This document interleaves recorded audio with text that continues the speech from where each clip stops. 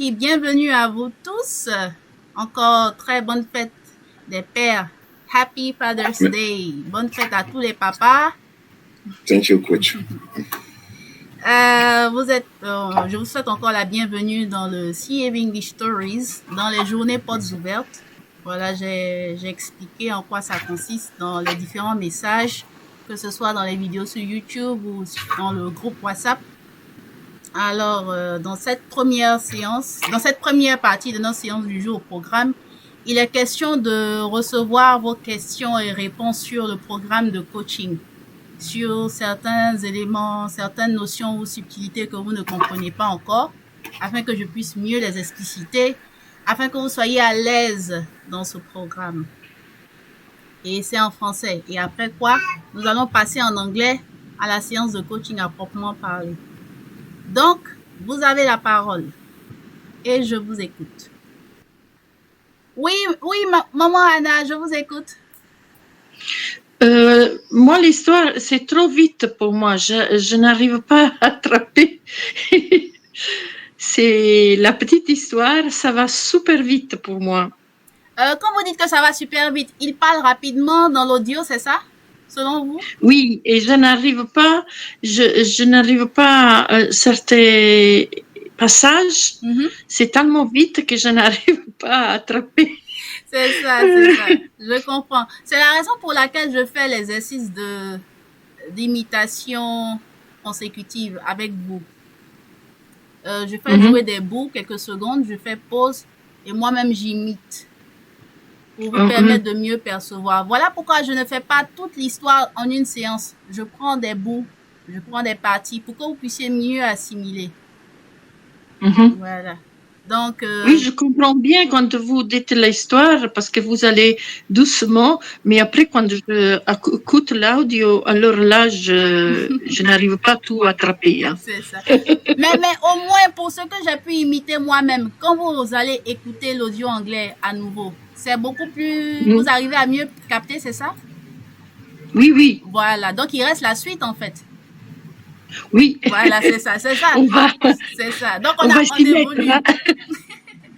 Donc, on évolue progressivement. On va de bout en bout pour pouvoir tout faire toute l'histoire.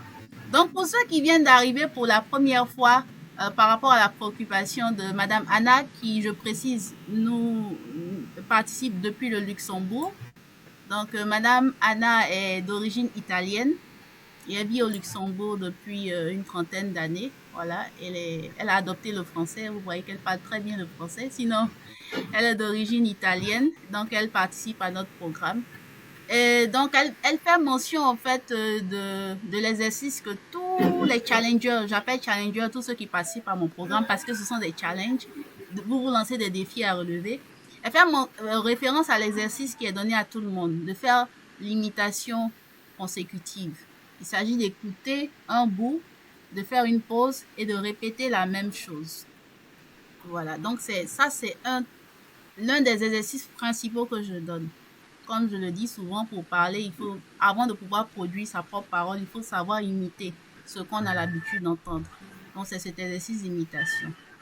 Quand les anglophones natifs parlent, les Américains, puisqu'il s'agit de l'anglais américain que nous étudions, vous avez l'impression qu'ils parlent très vite. Voilà, c'est vraiment rapide. Vous avez du mal à capter. Ça, c'est normal. Votre réaction est normale parce que vous n'êtes pas habitué. Alors moi, qu'est-ce que je fais en tant que coach? Je vous aide à avoir accès à leur manière de parler qui est rapide. Donc, je répète moi-même, comme nous avons le même bagage linguistique, le même background linguistique, vous pouvez mieux me comprendre quand j'imite moi-même, avec l'accent francophone. Et c'est ce qui vous permet de mieux cerner quand vous écoutez la prochaine fois l'anglophone parler. Ah, ok. Vous voyez, c'est mieux saisi, vous avez pu capter et puis vous pouvez continuer l'exercice. Donc, essentiellement, c'est comme ça que ça fonctionne. Voilà. Alors, donc, Monsieur Koulibaly et Monsieur Sié, les autres habitués ne sont pas encore arrivés. Peut-être qu'ils sont encore en train de faire la fête. Je vais prendre vos questions, préoccupations avant qu'on puisse continuer. On a encore quelques minutes pour vous écouter. Bon, comme je t'ai dit en privé, bon, moi particulièrement, bon, tu sais que les Américains sont très rapides quand ils s'expriment. Voilà, c'est différent de ce qu'on a fait à l'école. Hein. Nos frères ivoiriens, quand ils s'expriment, bon, c'est vraiment différent. Bon, moi, je les côtoie au quotidien. Souvent, j'ai l'impression que je comprends l'anglais jusqu'à ce que je croise un Américain avec un tout autre accent. Et puis, il me remet encore à zéro et puis je vais encore chercher. Voilà, généralement, ce que je fais, c'est que je vais sur YouTube et puis je trouve l'équivalent de son accent pour pouvoir habituer mes oreilles à ça. Et puis, j'ai remarqué que chaque fois que je fais ça, en tout cas, j'avance dans le bon sens. Voilà, mon challenge actuellement, c'est regarder les films en anglais. Bon, il a dit que ce n'est pas forcément du bon anglais, mais vous voyez qu'ils sont rapides. Et le linking, bon, généralement, c'est un peu difficile. Voilà, donc, et comme tu me l'as dit en privé, c'est de m'exposer à la langue, en fait. Voilà, donc j'écoute beaucoup. Et puis bon, souvent, quand il en vient à la parole, parler même en français, souvent en public, c'est pas facile devant les gens. Tu es stressé, même quand tu as les mots. À plus forte raison, une langue qu'on apprend nouvellement. Donc, souvent, devant un auditoire comme ça, c'est pas souvent facile. Un jour, j'étais allé écouter une conférence en anglais. Et juste à la fin, on dit, bon, on va prendre quelques questions, quelques préoccupations, quelques avis. Et puis, m'interroger, c'était aussi en ligne. Il y avait des participants dans le monde entier, tout ça. Et puis, bon, je me suis débrouillé, j'ai dit quelque chose. Mais bien évidemment, on peut rire, tout ça. Mais j'ai dit souvent aussi, il faut qu'on se moque de toi un peu pour que tu y arrives, tout ça. Et puis, bon, les gens m'ont encouragé, j'ai dit ce que je pouvais dire. Et puis, bon, voilà, ça m'a vraiment fait du bien. Donc, je suis prêt à m'engager, à foncer. Et puis, à ne surtout pas avoir honte, comme tu l'as dit, à dire ce que je pense. Voilà, si c'est faux, voilà, on peut corriger. Et puis, bon, on peut communiquer aussi ensemble. Voilà, c'est un peu ça. Merci beaucoup. Merci beaucoup, vraiment, Monsieur Souleymane Coulibaly, pour cette réaction. En fait, vous avez pratiquement tout résumé, le parcours des francophones dans cette histoire d'apprendre à parler l'anglais. C'est ça. Donc, quand l'Américain parle, c'est très rapide, on n'arrive pas à suivre le rythme. C'est ça. C'est parce qu'on n'est pas habitué. C'est un manque d'habitude, c'est tout. Une chose est de s'habituer et puis une autre est d'interagir avec ces personnes qui parlent. C'est vrai, s'habituer à écouter quelqu'un parler est une chose, mais interagir avec la personne avec laquelle on est habitué à parler, avec la personne qu'on écoute habituellement, c'est une autre chose. Voilà, parce que dans l'interaction, vous avez votre mot à dire. Vous devez vous-même ouvrir la bouche et parler. Et très souvent pour les francophones en général et les Ivoiriens en particulier, voilà, on a très honte. Très souvent, j'ai lu dans les formulaires d'inscription, beaucoup c'est la honte, le trac, la peur. Non, je vais me tromper, ils vont se moquer de moi. Le quand dira-t-on devient un frein qui vous empêche de dire ce que vous avez à dire pour obtenir le résultat que vous voulez. À vouloir trop bien faire, on finit par ne rien faire. Et c'est ce que je veux vous aider à vraiment surmonter. Comment on surmonte le trac, la peur de parler. Voilà. Et vraiment, j'espère que durant ces séances-là, vous parviendrez. Mais sachez que dans un premier temps, ce que je suis en train de vous aider à faire, c'est de vous habituer vraiment à saisir le rythme de parole quand les gens parlent dans la vie réelle. Parce que les gens ne parleront pas toujours doucement comme moi. Les gens ne prendront toujours pas le temps de bien prononcer les mots pour vous. Non, ils n'ont pas cette patience. Vous voyez? Comme je le dis souvent, ce ne sont pas des parents linguistiques, ce ne sont pas vos parents, vos amis. Souvent, ce sont vos patrons ou bien de simples collaborateurs ou des hommes d'affaires, des partenaires. Voilà, vous devez échanger et puis communiquer et un résultat à atteindre. Et ils n'ont pas cette patience. Très souvent, ils n'ont pas cette patience. Ils veulent comprendre ce que vous voulez dire et puis qu'on aille droit au but. Et si vous n'arrivez pas à les comprendre, beaucoup perdent patience. Ils préfèrent échanger avec quelqu'un qui est déjà opérationnel en fait. C'est la raison pour laquelle beaucoup de personnes sont intimidées à réagir dans la vie réelle en anglais. Parce qu'ils sont affaire à des personnes qui ne sont pas patientes, qui ne sont pas indulgents envers vous.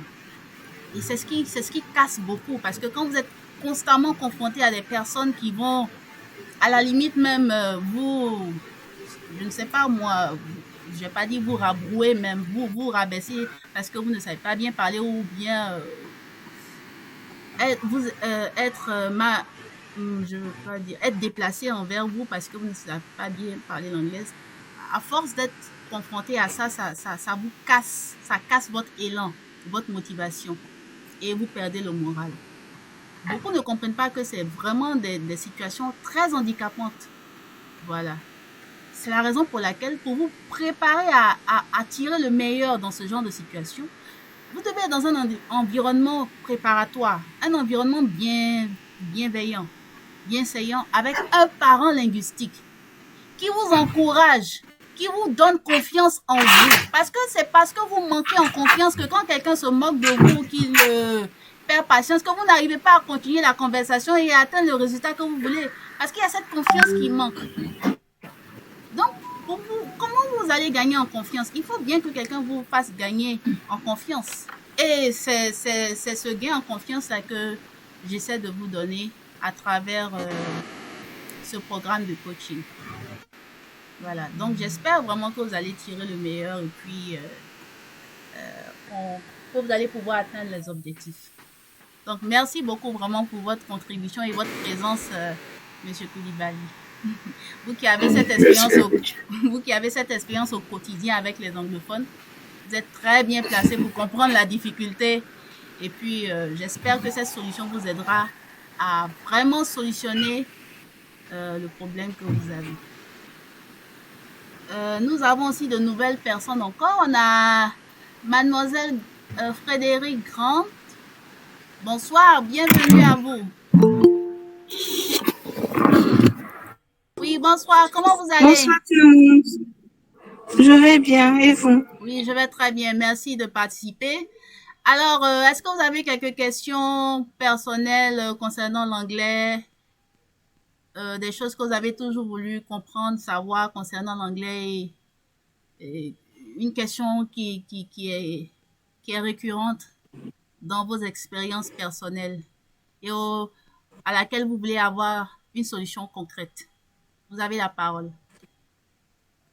D'accord. Bon, est-ce que c'est une question? Je ne sais pas, mais en tout cas, comme on l'a dit, déjà avec le milieu dans lequel on est, c'est un milieu francophone et tout, c'est pas toujours évident. Des fois, tu essaies d'apprendre, tu regardes des vidéos sur YouTube, par exemple de YouTubeurs ou bien des films et tout, mais vu qu'on n'arrive pas avec la peur, comme on l'a dit encore une fois, on n'arrive pas à avoir des conversations pendant longtemps avec des gens et tout. Donc, des fois, tu parles, mais tu laisses plusieurs jours s'écouler, tu ne t'entraînes pas, en fait. Et en tout cas, c'est compliqué. C'est pas évident au quotidien avec les occupations, tout ça, tout ça. Mais vraiment, en tout cas, je veux quand même réussir à pouvoir passer on va dire, ces difficultés-là. Pour pouvoir, même si je suis pour le moment dans un environnement francophone, pouvoir réussir à m'exprimer plus facilement en anglais. Vraiment, l'objectif, c'est de devenir bilingue. D'accord. Merci, Ouais. merci beaucoup pour votre intervention et votre contribution. Effectivement, l'objectif, c'est de pouvoir parler et pour le faire, nous sommes là pour essayer de vous apporter la solution. Mais je voudrais que vous sachiez quelque chose, c'est que avant de pouvoir être à l'aise, il faut être dans une situation où vous n'êtes pas à l'aise. Il faut passer par une situation intense de travail acharné. Très souvent, dans le message marketing, on ne le fait pas ressortir. Mais c'est la clé du succès. Il vous faut une période intense où vous êtes constamment en train d'écouter, d'interagir, de parler, avant de vous permettre d'avoir un relâchement et puis de revenir sur la chose de temps à autre. Tant que vous n'avez pas encore ce déclic de savoir parler aisément, il n'y a pas de relâchement à avoir. En fait, c'est ce que je vais essayer de faire comprendre à tout le monde. Vous n'avez même pas le droit d'avoir un quelconque relâchement. C'est pas permis d'être relâché quand on n'a pas encore atteint ce déclic de parler aisément. Mais moi-même, après plus de 20 ans d'expérience, tellement je ne suis plus habituée à avoir de relâchement, ça c'est devenu une habitude. J'écoute l'anglais au moins 2 heures, 3 heures par jour, toujours des podcasts et tout ça. J'ai toujours un minimum de 2 à 3 heures d'anglais à l'oreille. Je le fais depuis plus de 20 ans. La question que je me pose, toutes ces semaines, combien d'heures chacun a écouté par jour? Est-ce que ça vaut 1 heure? Est-ce que ça vaut 2 heures d'anglais? Combien d'heures d'anglais vous avez par jour dans les oreilles? Parce que je le dis, je le répète, avant de vous permettre d'avoir un relâchement, il faut atteindre le quota des 16 000 heures. 16 000 heures! C'est pas moi qui le dis, ce sont les experts. Quand vous prenez 16 000 heures d'apport compréhensible en anglais, ça équivaut à 2 ans à 3 ans d'affilée sans dormir, voilà, sans faire autre chose. Mais bien évidemment, il n'y a pas que ça, on dort, on se réveille, on fait autre chose. Mais ça équivaut à 2 à 3 ans d'anglais dans vos oreilles. Tant que vous n'avez pas ça, tant que vous n'avez pas ces 16 000 heures, vous ne pouvez pas vous permettre d'avoir un quelconque relâchement. C'est cette intensité que vous devez avoir pendant 16 000 heures. Ça va vous permettre d'atteindre le déclic, de l'aisance dans la parole. Et l'aisance dans la parole, ce qu'on appelle le fluent, being fluent, ça n'a rien à voir avec l'excellence ou bien le parler correctement. Comme on dit, being accurate. Parce qu'on peut parler, être à l'aise en parlant et ne pas parler correctement. Mais même quand on est à l'aise, on communique. Même si le langage n'est pas correct dans la forme grammaticale, il y a encore des règles de grammaire qu'on ne maîtrise pas bien. Le plus important dans un premier temps, ce n'est pas la forme, ce n'est pas l'aspect correct. Le plus important, c'est d'être à l'aise. Donc, beaucoup ne comprennent pas qu'il faut d'abord être à l'aise en parlant avant de parler correctement. Donc, pour beaucoup, la peur vient parce que vous savez que vous ne parlez pas correctement. Et vous voulez déjà être capable de parler correctement avant de pouvoir parler avec des personnes. C'est impossible. Ce sont des attentes. Donc, comme il y a un problème au niveau de vos attentes, il vous est difficile d'atteindre le résultat. Parce que ce n'est pas comme ça, c'est étape par étape. C'est comme les marches d'un escalier. On parle aisément, puis on parle correctement. C'est pourquoi je prends toujours l'exemple des enfants. Les enfants ne parlent pas correctement au départ. Ils parlent aisément. Parce que parler aisément, c'est dire ce que je veux dire sans peur. Sans peur. Le dire avec confiance, avec assurance. Parce que je veux communiquer un message. Donc, j'ai un message à faire passer et je le fais passer oralement. Je n'ai pas de blocage à faire passer mon message. Mon message peut être grammaticalement incorrect. Là n'est pas la question. La question est de savoir, est-ce que je me suis fait comprendre? Donc, cherchez à vous faire comprendre. Ne cherchez pas à être parfait dans le message, dans la forme du message. Si vous avez saisi ça, vous allez voir que vous allez commencer à évoluer. Comme M. Suleiman Koulibaly a donné son exemple tout à l'heure, c'est un exemple marquant. Il s'est débrouillé, il a dit ce qu'il avait à dire, certains l'ont encouragé, oui. Parce que les gens voient votre détermination, ils voient que vous voulez faire passer le message, c'est ça. Et c'est à force de faire cet exercice que vous finissez par parler correctement. Donc, pour la grande majorité de ceux qui me contactent, je me rends compte que c'est parce qu'ils veulent parler correctement dès le départ. C'est impossible. Même les anglophones natifs eux-mêmes font des erreurs. Imaginez-vous. Même Bill Gates se trompe. Même Mark Zuckerberg. Même Elon Musk. Tous ces grands milliardaires anglophones natifs. Vous voyez? À plus forte raison, vous. Donc, enlevez-vous ce fardeau. Enlevez-vous ce fardeau de vouloir parler correctement au bout de quelques mois. Non, c'est pas faisable. Dites-vous que c'est un marathon. C'est un marathon. Combien de temps ça va prendre? 2 ans, 3 ans, 4 ans? Voilà. Parce que une personne adulte, un adolescent, il parle pas correctement. Parfaitement, non. Il parle aisément, mais il fait des règles, des fautes grammaticales. À plus forte raison, un enfant anglophone âgé de 5 ans Il parle, il fait des fautes, mais il parle aisément. Parce que le niveau que vous devez atteindre avec les 16 000 heures, je vais vous dire, je l'ai déjà dit plusieurs fois dans les programmes CEAV English Show, c'est le niveau d'un enfant anglophone âgé de 5 ans. Un enfant anglophone âgé de 5 ans. C'est ce niveau, en fait, que vous voulez atteindre. Parce que cet enfant anglophone natif âgé de 5 ans a déjà les 2000 à 3000 mots qu'il faut pour parler l'anglais aisément. Il a 5 ans, mais il a déjà 2000 à 3000 mots. Il est âgé de 5 ans, donc il a déjà les 16 000 heures d'apport compréhensible qui lui permettent de parler l'anglais aisément. Mais il continue à apprendre. Il ne parle pas encore correctement. Il va parler correctement quand il sera adulte. Voilà, il parlera un peu plus correctement. Mais dans un début, il se fait comprendre, il converse. Donc, vous devez vous dire, OK, quand je serai en face d'un enfant anglophone de 5 ans, je dois pouvoir le comprendre parfaitement. Je dois pouvoir parler comme lui. Parce que l'enfant anglophone de 5 ans, il continue de grandir. Donc, vous allez continuer à grandir. Donc, au niveau de l'anglais, vous aurez l'âge de 5 ans, voilà, étant un adulte, mais vous aurez l'âge de quelqu'un qui a 5 ans. Vous serez un anglophone âgé de 5 ans. Je ne sais pas si vous comprenez un peu l'image. C'est un peu comme ça que ça fonctionne. Donc, ne vous donnez pas de fausses attentes et soyez très réaliste. Vous êtes en train d'apprendre à parler aisément. Et parler correctement vient sur la base du parler aisément. C'est progressif.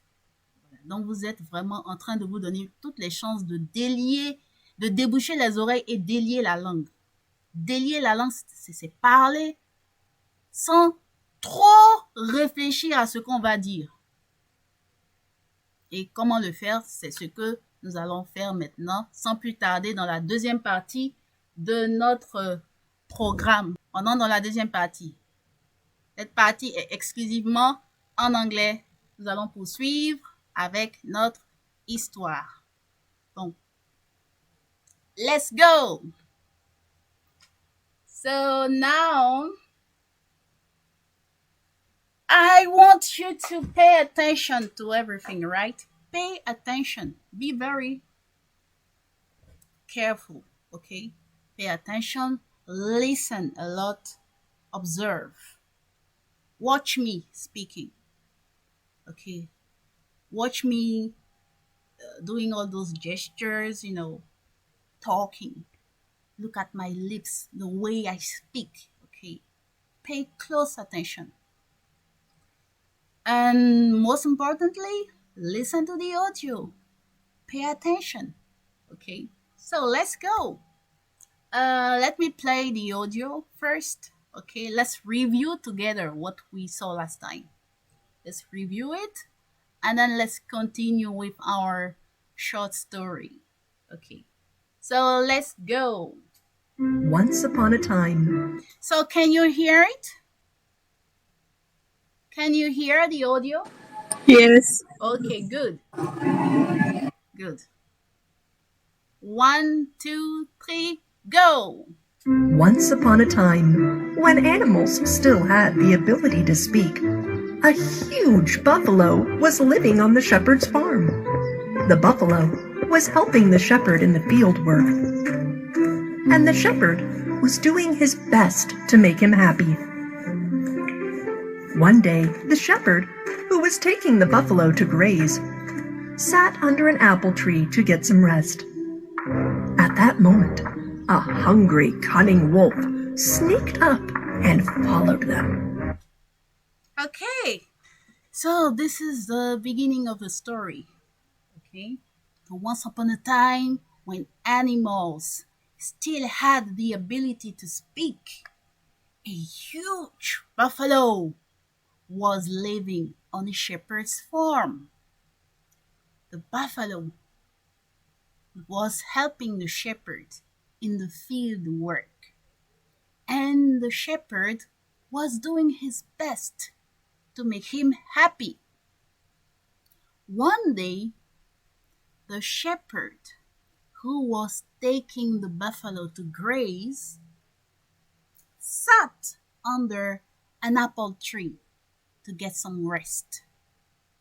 At that moment, a hungry, cunning wolf sneaked up and followed them.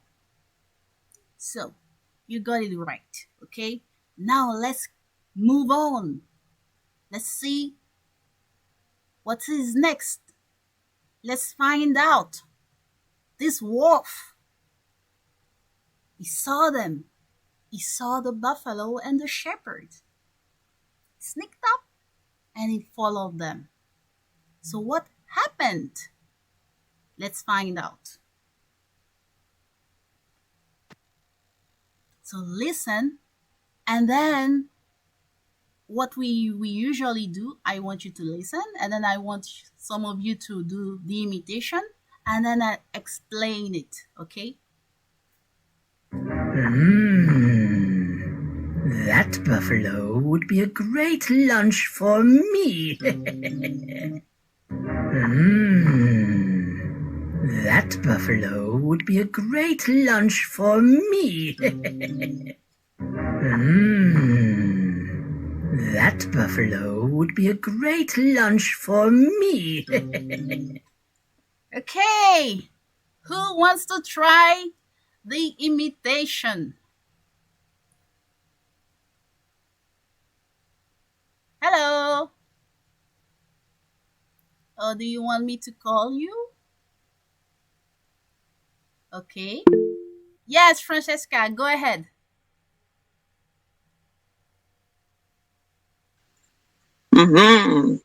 That buffalo will be a great lunch for me. Okay, say it again. That buffalo will be a great lunch for me. Okay. A great lunch. A great lunch for me. So A great lunch. yes. A great lunch for me. Okay, good. Good. Thank you, Francesca. Who wants to try again? Somebody else? Yes, Ange or Anges. Judy Kyle. Yes, go ahead.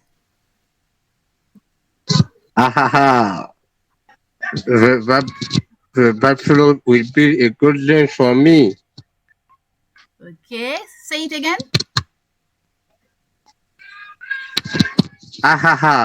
The buffalo will be a good lunch for me. Okay, good. Thank you. One last person. One last person to try imitating. This is imitation. Okay. Yes, yes, Mama Anna, go ahead.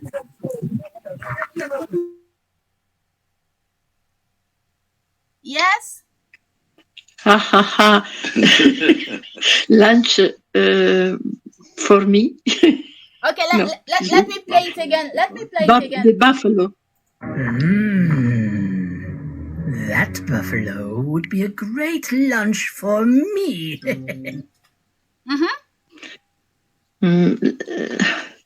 Je suis un peu bloquée. Try again. Des Try. buffalo. Des buffalo. The lunch for me. Okay, good try. Good, good. Thank you. You tried. So, don't worry if you make mistakes, okay? Just try. So, that buffalo would be a great lunch for me. So now I'm doing the imitation.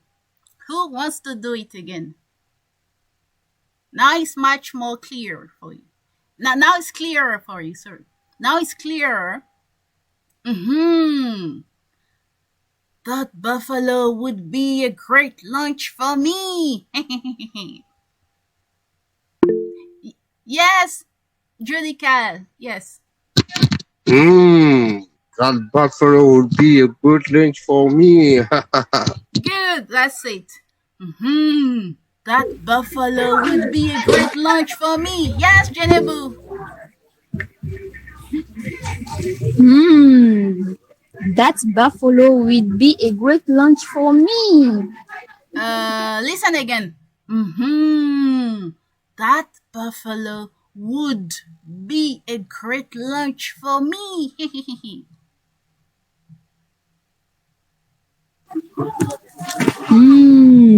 That buffalo would be a great lunch for me. Great. Thank you, Genevieve. So, what does it mean?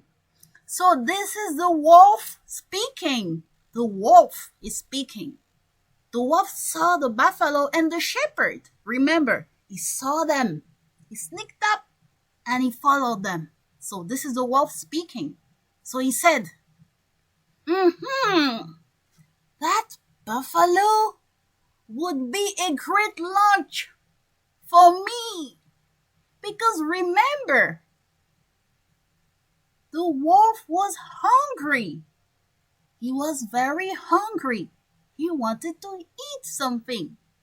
So what does he eat? Does he eat grass? No, he doesn't eat grass. He eats meat like buffalo. So he said, that buffalo would be a great lunch for me. Great. Very good meal. A lunch. So, when do we take lunch? So normally we have 3 meals per day. We eat at least, so generally we eat at least 3 times. We eat in the morning, and then at midday, and then at night, okay? So we have 3 meals. So in the morning, it is called breakfast. Breakfast. So when you wake up in the morning, okay, you take a bath, okay, you get ready to go to work, and you can have some breakfast. You eat early in the morning. So what you eat first time in the morning is called breakfast. Then later on, you have a lunch. Lunch. This is what you take at midday. Okay, midday. It's time for lunch. So maybe, so tell me, what did you have for breakfast today? What did you have for breakfast? Tell me. Unmute yourself and tell me. What did you have? I had the fruits. I ate pawpaw, or you want papaya and mango. So yes, Judica, what did you have for breakfast? I eat bread and coffee. Bread and coffee. Okay. Yes. Good. Thank you. And Martial, what did you have for breakfast? Garba. You are the typical Ivorian guy. Gaba. Yes, good. Gaba. And yes, Mr. Kolibali, what did you have for breakfast? For breakfast, I ate rice and soup. Rice and soup? Okay. Good. Yes. Thank you. Francesca, what did you have for breakfast? For breakfast, I ate gaba like Marshall. Gaba eaters, typical Ivorian guys. Okay, I see. So this is breakfast, and then later on for lunch. Okay, midday. What did you have for lunch? Did you have a buffalo? Or I don't know. Did you eat a buffalo?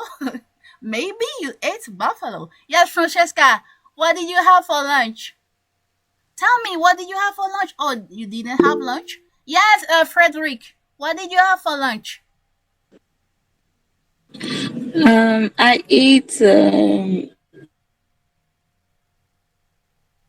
ate potatoes and meat.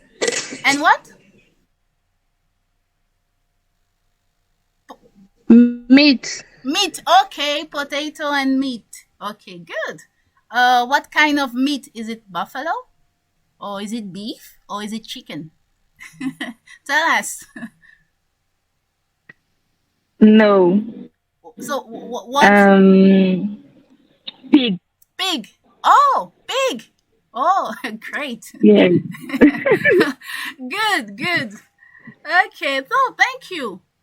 So you see, so lunch. So that buffalo, it was midday, okay? He was hungry. He needed to eat. that buffalo would be a great lunch for me. So tell me, Frederick, was your lunch great? Was it a great lunch?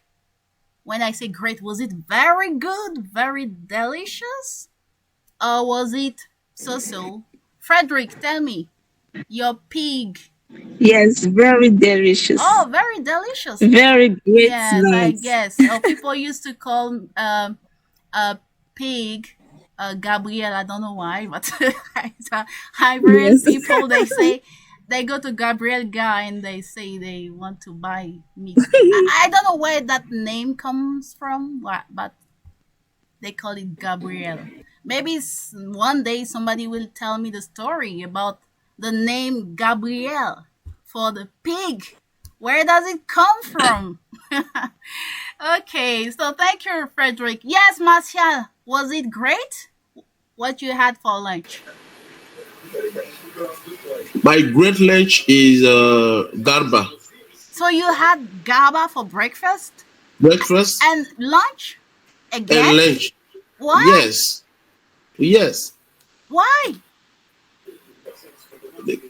Because garba is Because you love it? I love garba.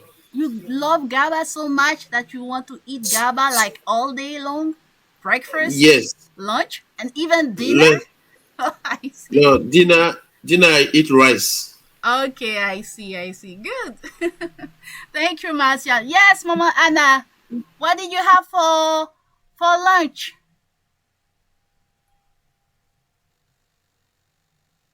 You are muted. Yes, Mama Anna. Unmute yourself, please. Toast Yes. et coffee. Toast and coffee. And coffee. For breakfast or for lunch? No, breakfast. Okay, and lunch? E come si dice variare? Cos'è? Oh. Many things. Many things. Many things? Many Oui. things? But Oui. give me one example. One thing among all those. L'uovo, come si dice? Egg. Egg, et confiture. Uh-huh.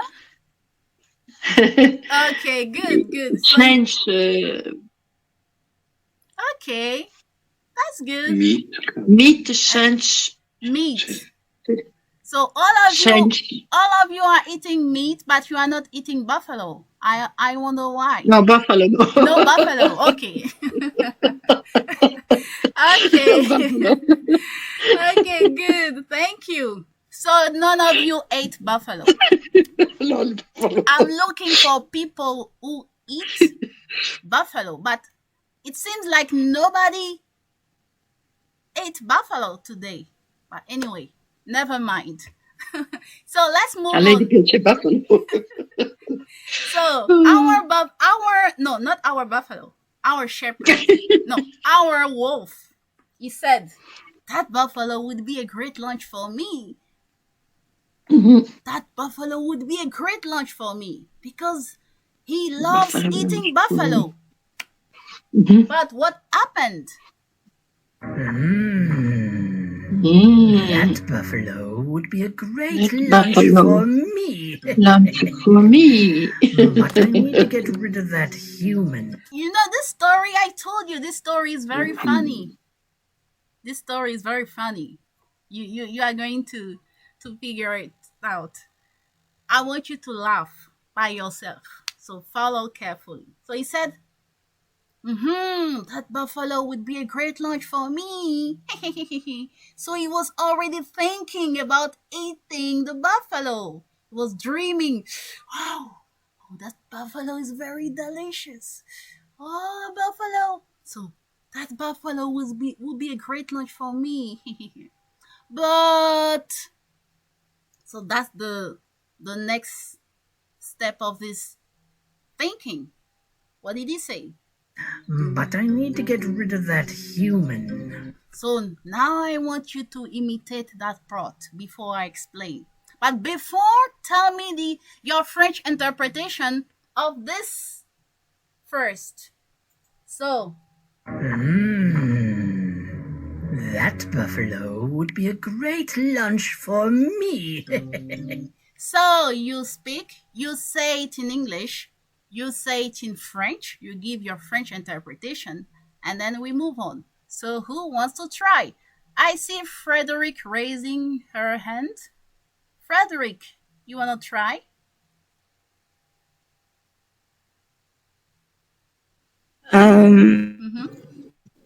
You imitate and then you give your French interpretation. But first, imitate first and then give it in French. So let me play it again.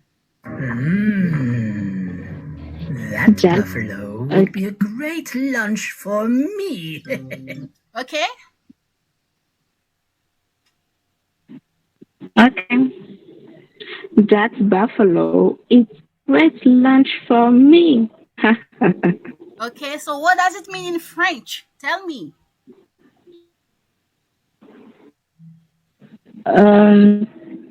Ce bison sera un bon repas, un bon déjeuner pour moi. Okay, good. Thank you. Good job. So next, Marcia, your turn. You imitate and you interpret. That buffalo would be a great lunch for me. That buffalo would be a great lunch for me.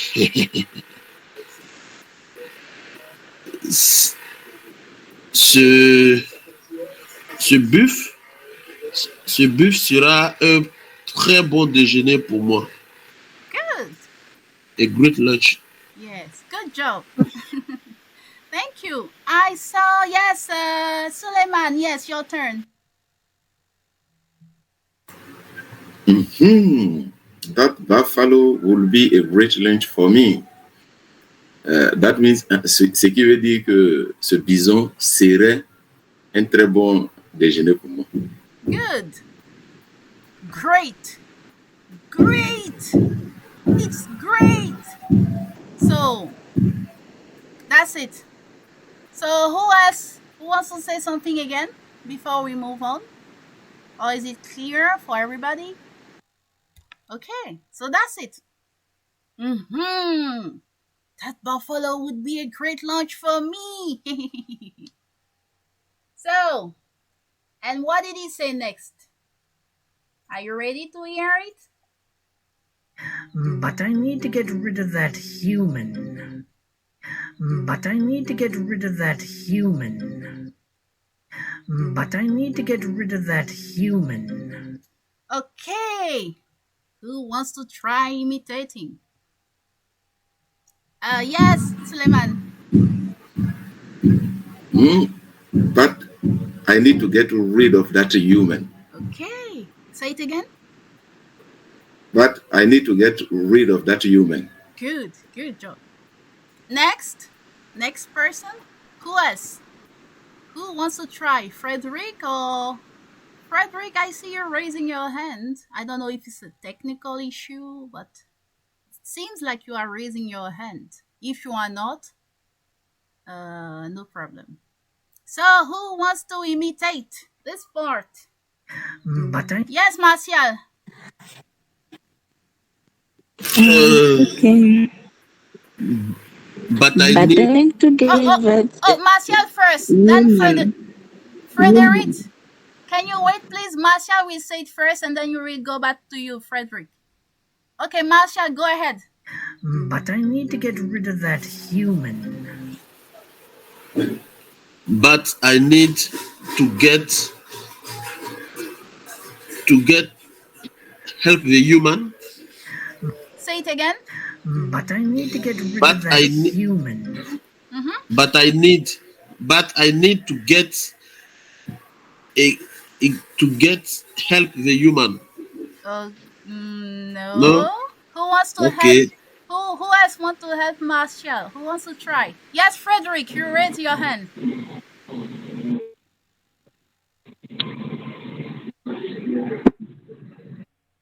Yes, Frederick, we are listening. Okay. That to get rid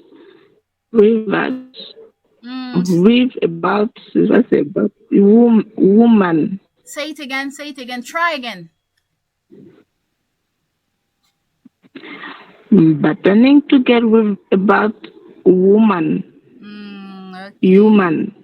I see. Not exactly that, but Francesca, can you help Frederick, please? But I need to get rid of that human. Okay, say it again. But I need to get rid of that human. Good. So Francesca and Suleiman, you got it right. But I need to get rid of that human. But I need to get rid of that human. But I need to get rid of that human. You see now? So, Marcia, do you want to try again? But I need to get rid of that human. But I need to get rid of that human. To get rid of that human. Rid of. But I need to get rid of that human. Good. Frederick, you want to try again? Go ahead. Yes. Okay. But I need to get rid of that woman. Human. I need to get rid of that human. But I need to get rid of that woman. Human. Okay, good. But I need to get rid of that human. But I need to get rid of that human. So what does it mean? So, the wolf saw the buffalo. He said, that buffalo would be a great lunch for me. But, so when we say but, we want to say something opposite, something different, a different idea. But I need to get rid. I need to get rid of that human. Who is the human? Who? The shepherd is the human. Remember, the shepherd is a human. The buffalo is an animal. The wolf wants to eat who? The shepherd or the buffalo? He wants to eat the buffalo. But there is an obstacle, and that obstacle is the human, because the human is protecting the buffalo. They are good friends. They work together. So the wolf is thinking, that buffalo would be a great lunch for me. But there is a human. There is this shepherd. I need to get rid of that shepherd, that human. He is an obstacle. I need to get rid of him. So to get rid of somebody or something is to remove it. Okay, this is disturbing. This is preventing you to reach your goal, to go where you want to go. There is an obstacle. This is blocking you. So the shepherd is blocking the wolf, because the wolf wants to eat the buffalo. But there is a shepherd. There is a human. He is protecting the buffalo. I need to get rid of that human. I don't need the human around. I don't need a shepherd. I want the buffalo for myself. So I need to get rid of. So most of the time you might want to get rid of some situations, like some problems, okay? If you are in trouble, like let's say you are sick, okay? You have malaria, you have headaches, you have fever, you are very sick, and you want to recover, you want to be in good health. So you want to get rid of that malaria, what we call palu in French. Okay, you want to get rid of that disease. You want to be in good shape. Another example, let's say you are having a situation, let's say a problem, okay, and you want to get rid of your problem. Maybe you owe money to somebody, okay, you took money from somebody and you owe that person the money. You need to pay back the money, otherwise you will be in trouble. So you need to get rid of that problem. You are in debt. You need to pay back your debt. Okay? So you need to get rid of that situation of debt. So to get rid of is to remove something. And that thing is something you don't like. Okay? A problem or an obstacle or a difficulty. Okay? So your imitation and your interpretation of this part. Who wants to say something?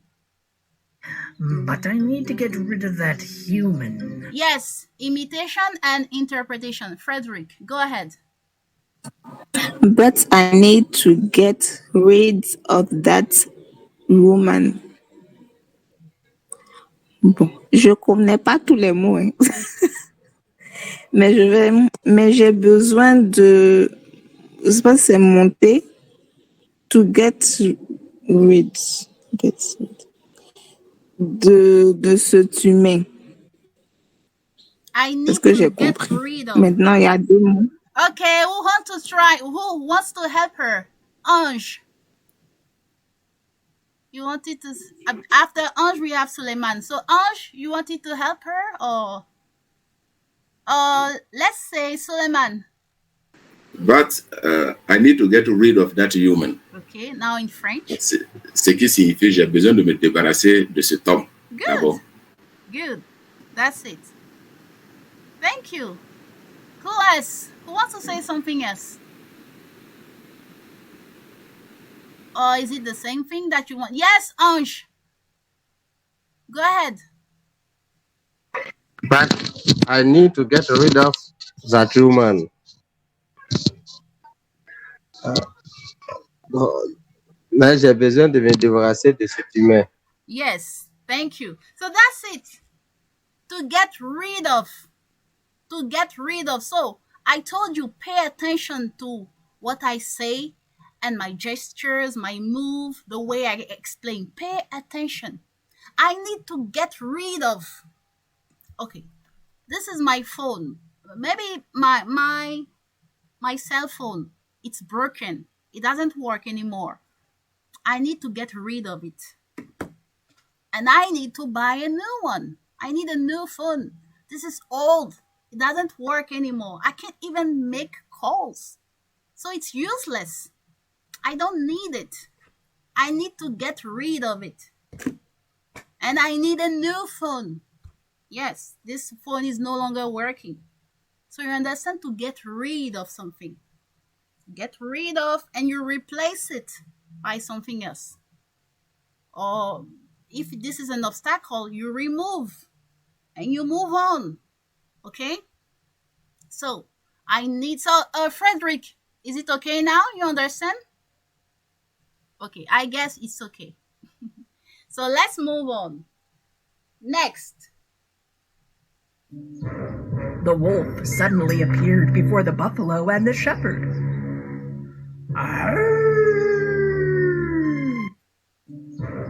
The wolf suddenly appeared before the buffalo and the shepherd.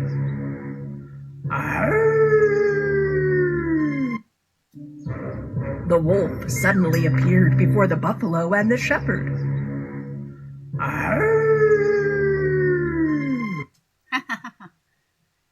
Now I need some wolves. Imitation. Who is ready to do the imitation? Yes, I'm listening. Francesca, go ahead. Francesca, go ahead. Oh, the wolf appeared suddenly before the buffalo. Yes? You want to try? You can try again. Oh, okay. Oh, the wolf suddenly appeared before buffalo. Okay. Almost there. Some few words missing, but it's okay. Good job.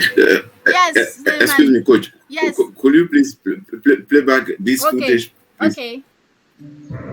The wolf suddenly appeared before the buffalo and the shepherd.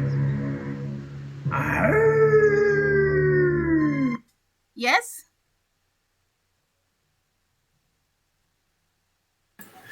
I didn't get anything. Okay, let me play it again. The wolf suddenly appeared before the buffalo and the shepherd.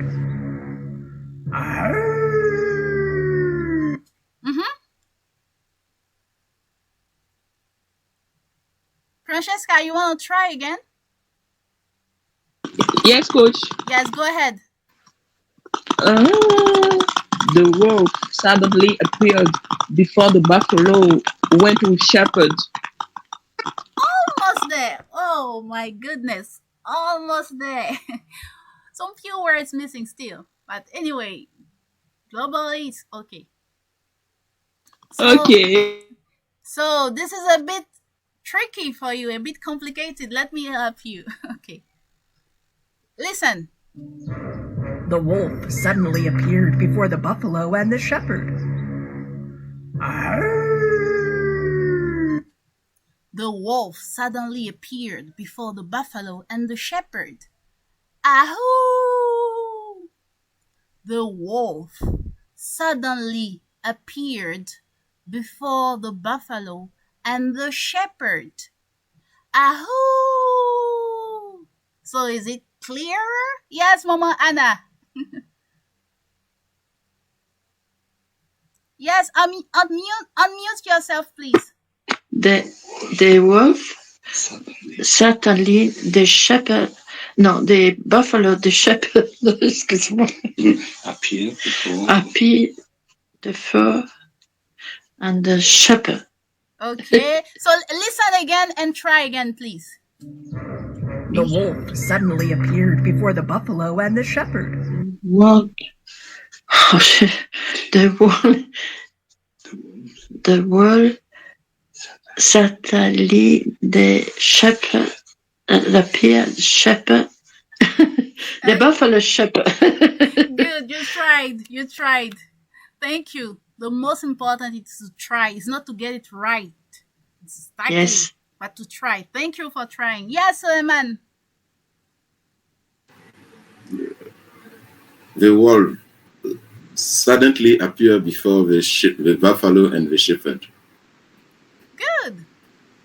So, the wolf suddenly appeared before the buffalo and the shepherd. Ahoo! So what does it mean? So the wolf, remember, the wolf was hidden. He was behind because the buffalo and the shepherd didn't know if there was a wolf around. Yes, Suleiman. I have a question, coach. Yes, go ahead. Yes, for this small part, we didn't really hear the word hand. Yes, thank you. Yes, but but it exists. Let me play it again. Okay. The wolf suddenly appeared before the buffalo and the shepherd. The wolf suddenly appeared before the buffalo and the shepherd. But it's linked. And the shepherd. She said, and the shepherd. And the shepherd. Okay. The buffalo and the shepherd. So there are those small words that natives, they barely pronounce it. The way they pronounce it, it's so fast that you can't even get them, but they exist. So what you have to do is to pay attention The wolf suddenly appeared before the buffalo and the shepherd. And the shepherd, the buffalo and the shepherd. Okay? So, what does it mean? The wolf suddenly appeared. Yes, Suleiman? Le loup soudainement apparaît devant le buffalo et le berger. You are so fast. You wanted to give the interpretation even before my explanation, but it's good.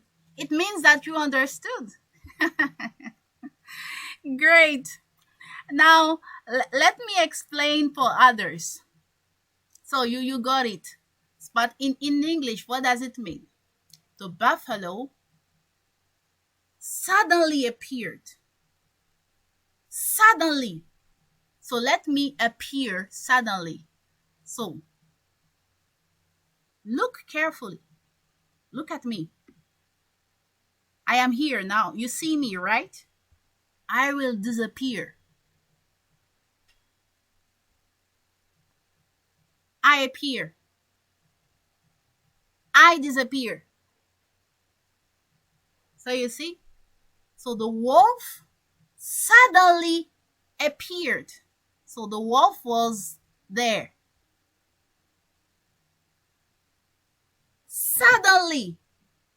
Suddenly appeared before the buffalo and the shepherd.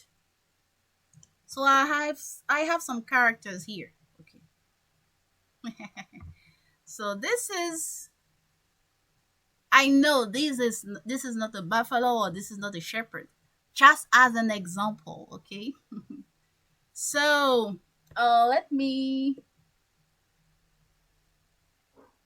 Okay, the blue Caesar, this is a shepherd. And this yellow duck is the buffalo, okay? And this green turtle is the wolf. So look carefully. Now you see no wolf. The wolf suddenly appeared before the buffalo and the shepherd. The wolf suddenly appeared. It was sudden. It was like a surprise. Sudden. Oh, a wolf. The wolf suddenly appeared before. So this is a wolf. No, this is a buffalo and the shepherd. And this is a wolf. So the wolf is before the buffalo and the shepherd. Before. So, not behind. This is behind. This is a wolf. The wolf is behind my head.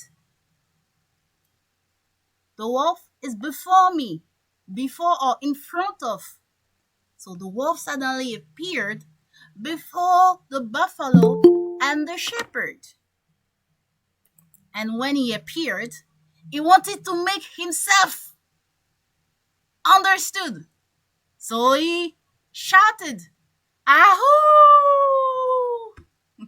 I am present." You see? So he came out, he appeared suddenly before the buffalo and the shepherd. Ahoo! So now I want your imitation and your French interpretation. Who is ready? Francesca and Martial. So Martial first. Let's go. Imitation, interpretation.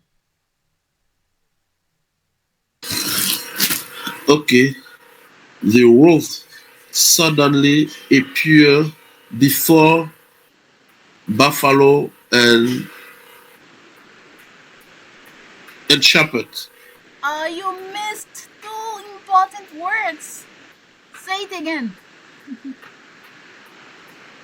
Oh, listen again, please. Listen again and say it again. Okay. Listen first. Okay. The wolf suddenly appeared before the buffalo and the shepherd. Mm-hmm. Yes? The wolf suddenly appeared before the buffalo and the shepherd. Good. Great job. Who else? Francesca. Yes, your turn. Thank you, Martial. Francesca, let's go.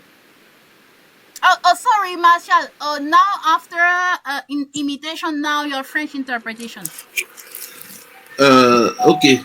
Le loup, c'est ça, non? Le loup est apparu soudainement devant le fermier et le buffle. Voilà. Buffle or et il s'est mis à hurler. Voilà. Good. Et à hurler. Good. So, Francesca, thank you, Martial. Francesca, yes. Imitation, interpretation. Ahoo! The wolf suddenly appeared before the buffalo and the shepherd. Ahoo! The wolf suddenly appeared before the buffalo and the shepherd. Okay, in French. Le loup apparut soudainement devant le buffle et le fermier. Good. Somebody else? Thank you, Francesca. Yes. Is it okay for everyone? Who else wants to try imitating and interpreting? Is it okay? So, the wolf suddenly appeared before the buffalo and the shepherd. Ahoo! Now, next, listen to what the wolf has to say. The wolf is going to say something. Because remember, at that time, once upon a time, long time ago, animals still had the ability to speak. Animals were able to speak. So the wolf is going to say something. He's going to talk like a human. The wolf suddenly appeared before the buffalo and the shepherd.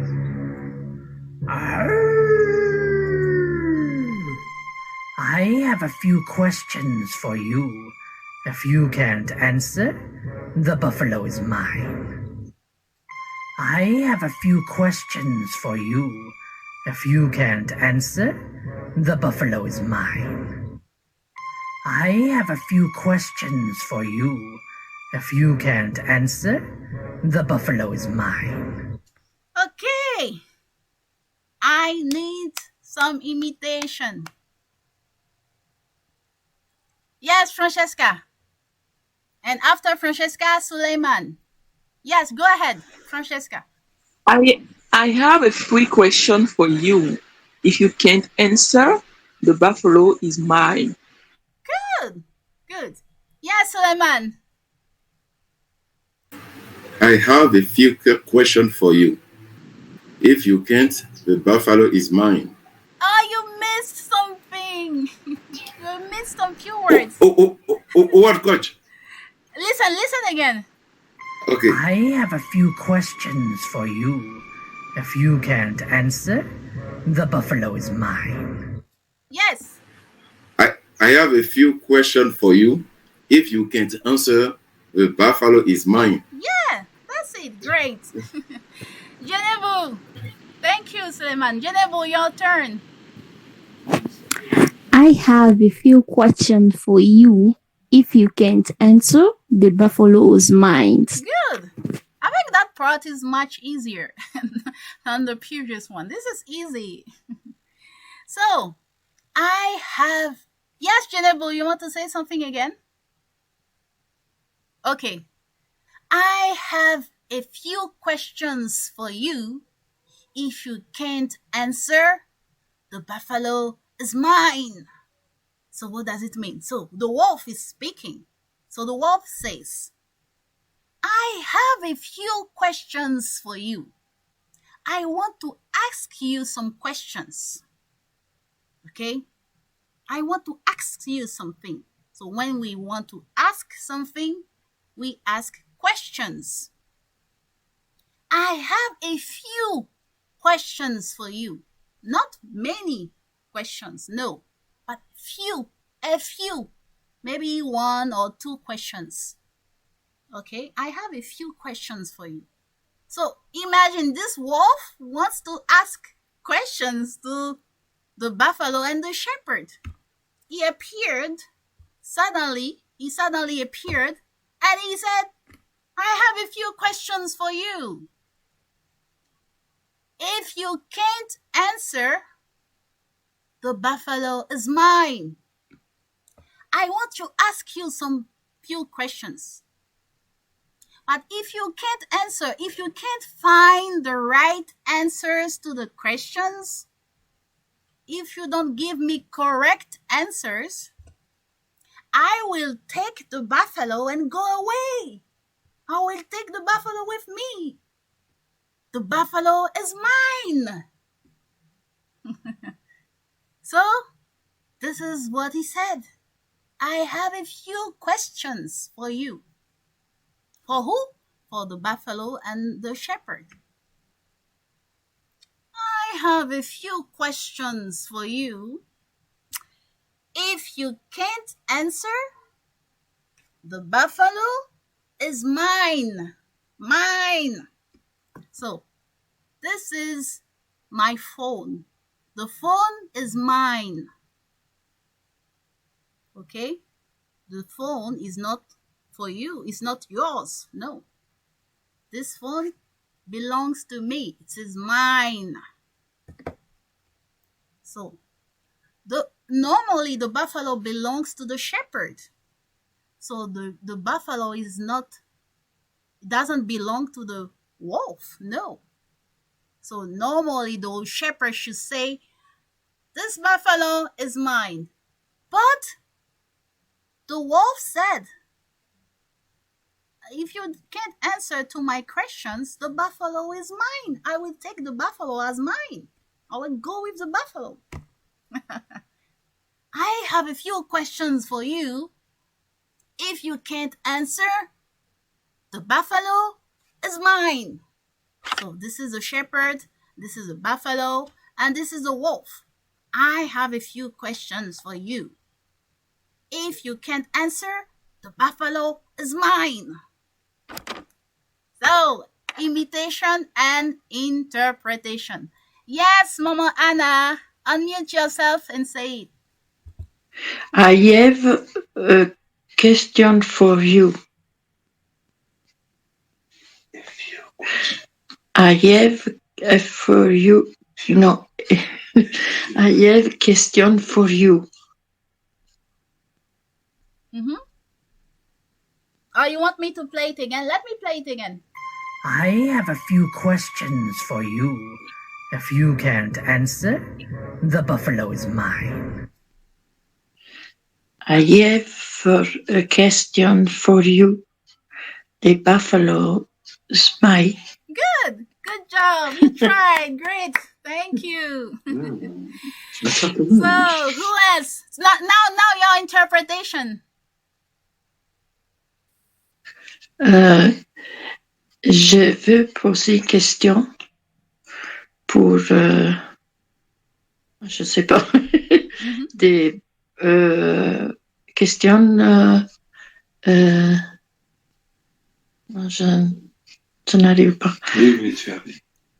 If you can't answer, the buffalo is mine. Du buffalo, le bœuf.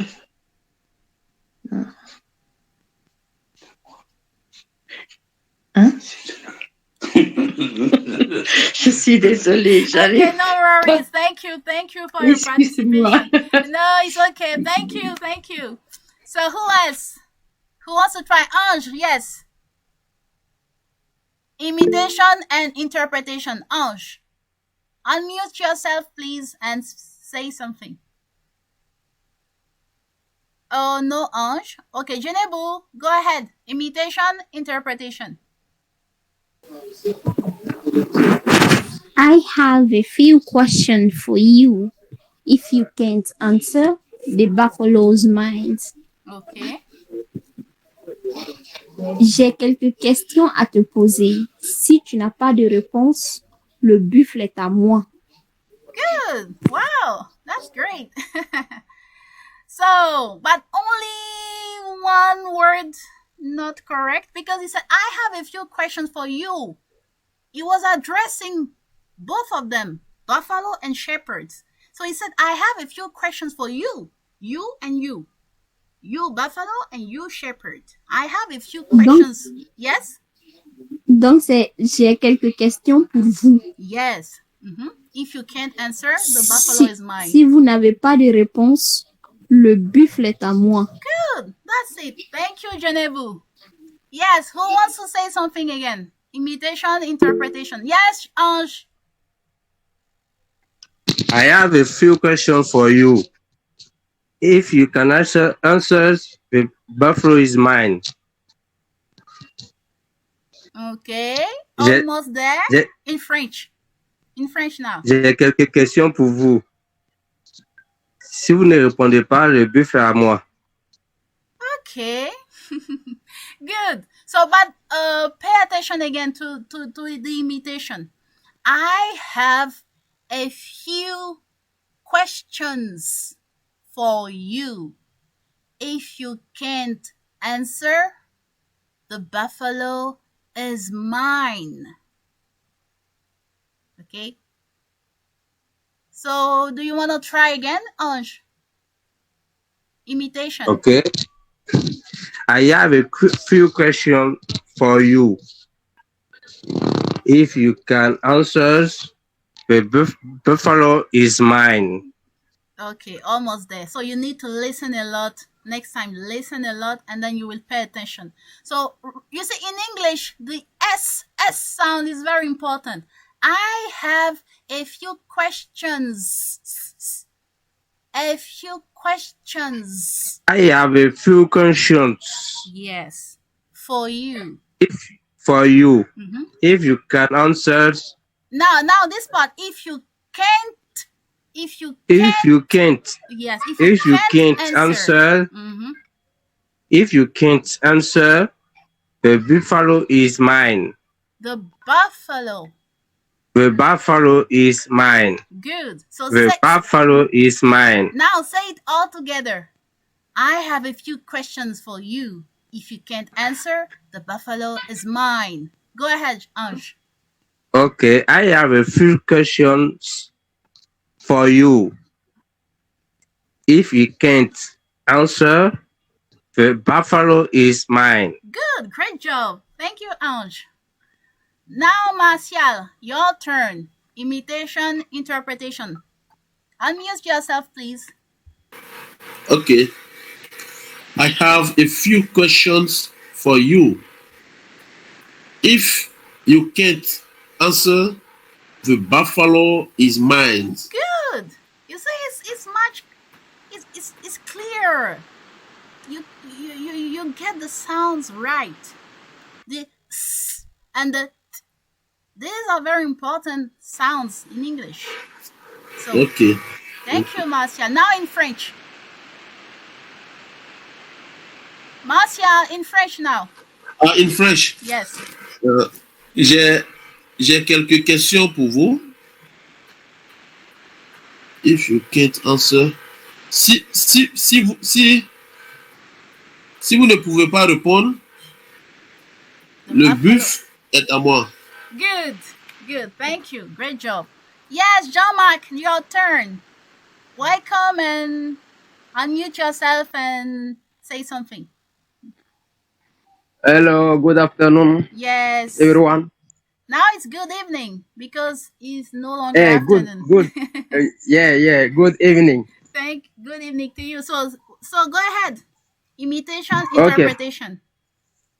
I have a few questions for you. If you can answer, the buffalo is mine. Good, great job. Now I want to explain something to you. The difference between British English and American English. Now we are studying American English. And one of the greatest difference between both English is the can. In British English from Britain, meaning United Kingdom of England. Okay. So they say if you can, they say can. So maybe they will say, I have a few questions for you. If you can't answer, this is the British English. I don't speak British. Sorry for British English people, but I'm speaking American English. So, by the way, I don't have to be sorry for that, but this is what I chose to speak. But I want you to see the difference. British people from England, they will say, if you can't answer, something like that. People from Australia, England, Ireland, or Scotland, okay? If you can't answer, the buffalo is mine. Or South Africa, or Kenya, or Nigeria. But American people, people from America or Canada, they will say, if you can't answer, so you see the difference. Can't, and can't. Can, can't. You see? Answer.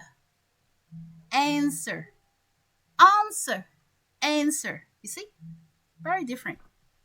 That's how you know if the person is speaking American English or British English, okay? But at school, okay, we study British English from CEAV to terminal. This is British English. As we evolve in life, okay, we choose to move on with American like I did, or with British. But I chose American because American English is more practical, okay? In real life situation, American is more, let's say, efficient. Okay, I prefer American English. And we have a lot of exposure to American English, like in movies, okay? In culture, even business, okay?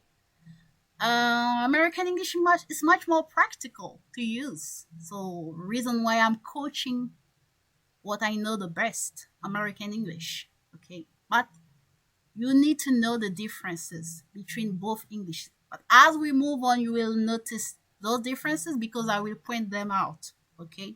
So, who wants to try again imitating, or do you have questions? I see Ange. Or Frederick, you want to say something? Yes, Ange. Yes, I have a question. Yes, go ahead. I want to know between the both English, American and Britain English, what is popular in the world? American. Okay. American. And to be honest with you, if you really want to have a lot of, let's say, advantages, okay, American English is better. That's what I chose. Okay? Okay, thank you. For business, even for technical trainings, American English is much more practical. Okay? And but it depends, because if you happen to be working with American people, you will likely be speaking American. But if you happen to be working with British people, you'll likely be speaking British English. So it depends on where you will be like spending most of your time. Will you be spending your time with British people or with American people? Who will you be listening to? Like all day long. Okay? But nevertheless, Americans and British, they understand each other. American people understand British. British understand American.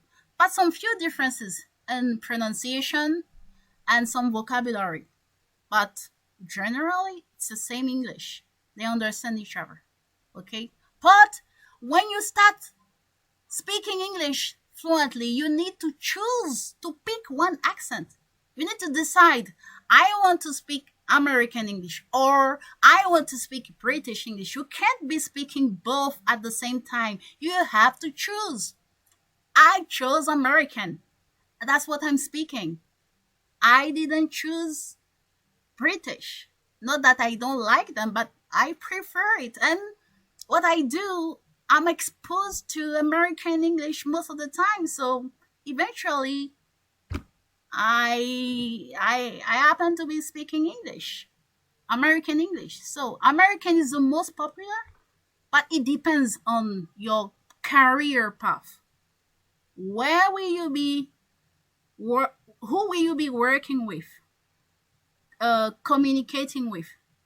Are they American people or British people? If it's British, you need to get used to the accent because the way they speak is different than the way American people speak.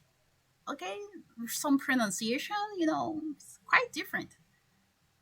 As we move on, I will have you listen to British English as well for you to see the difference because it's very important to know that both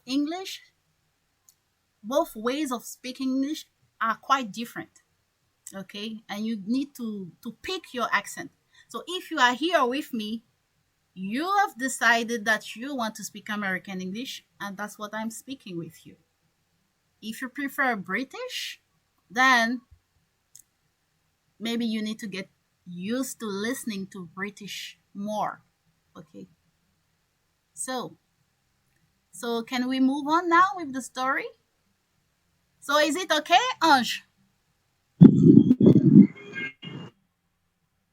Jean-Marc? Yes, it's okay. Thank you. Okay, you're welcome. Jean-Marc, you want to ask something? Yes, you can move on. Okay, good. So let's move on. I have a few questions for you. If you can't answer, the buffalo is mine. So I have a few questions for you. If you can't answer, the buffalo is mine. That's dangerous. So the buffalo, and imagine the buffalo and the shepherd, they are like, what? Like a wolf appearing, and then what's going on? They are surprised. So the shepherd and the buffalo were very curious about what the cunning wolf would ask. Now pay attention because I want you to do imitation. So you do imitation, I explain, and then we interpret and we move on. So the shepherd and the buffalo were very curious about what the cunning wolf would ask. The shepherd and the buffalo were very curious about what the cunning wolf would ask. Okay, who wants to try? Imitating. I say imitation. You don't have to understand. Just imitate. Just say what you heard. Just say it. Yes, Frederick. Unmute yourself, Frederick. Yeah, the shepherd and the buffalo were very curious about yet a canny wolf when asked. Okay, listen again and try imitating again. Listen again. The shepherd and the buffalo were very curious about what the cunning wolf would ask. The shepherd and the buffalo were very curious about what a canny wolf when asked. Okay, you tried. Good. Great job. Next, Ange.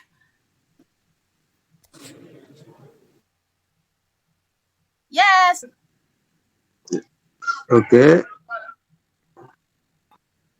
Let me play it first. Let me play it again.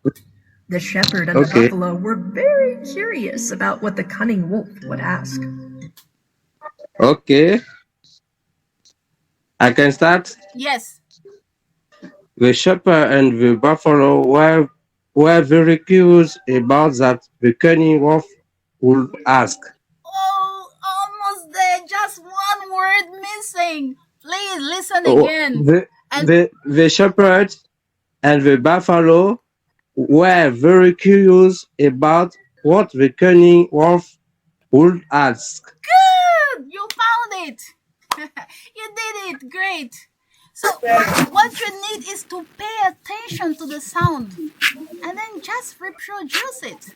Yes, Francesca. After Francesca, Genebu. Francesca, go ahead. The shepherd and the buffalo were very curious about what the cunning wolf would ask.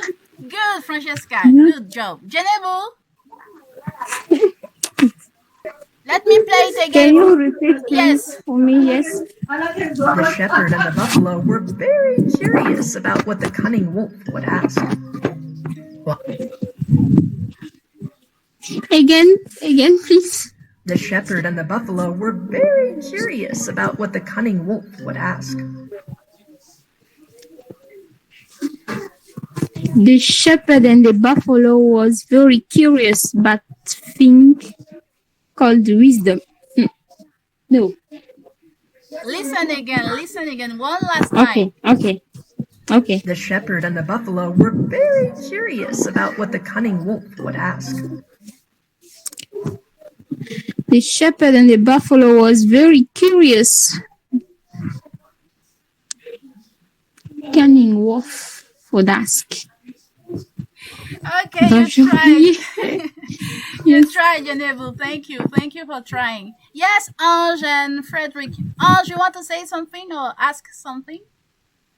No, excuse me. Okay, it's okay. So, the buffalo and the shepherd. No. The shepherd. The shepherd and the buffalo were very curious about what the cunning wolf would ask. The shepherd and the buffalo were very curious about what the cunning wolf would ask. The shepherd and the buffalo were very curious about what the cunning wolf would ask. Okay? So now let me explain. The shepherd, okay, our shepherd. Last time I said our shepherd's name is Jean-Marc. So our shepherd, Jean-Marc, and his buffalo, they were very curious about what the cunning wolf would ask. Because the cunning wolf said, I have a few questions for you. So the cunning wolf wanted to ask questions. So the buffalo and the shepherd, they were curious. Oh, what kind of questions does he want to ask? Like we are here and we have a wolf appearing before us suddenly, and he wants to ask questions? So they were curious. They wanted to know the kind of questions that he wanted to ask. So they said, I have a few questions for you. If you can't answer, the buffalo is mine. So they were curious. They wanted to know those questions, those few questions. What does he want to ask? This wolf, this cunning wolf. Remember, cunning wolf. Very intelligent wolf. Smart. He has something in his mind. A cunning wolf. So the buffalo, the shepherd and the buffalo were very curious about what? They were curious about something. What were they curious about? They were curious about what the cunning wolf would ask. The wolf wanted to ask a few questions. What are those questions? They were curious. They wanted to know. Okay? So, the shepherd and the wolf were very curious about what the cunning wolf would ask. So, your imitation and your interpretation. You have the floor. Unmute yourself and say something. Yes. Nobody?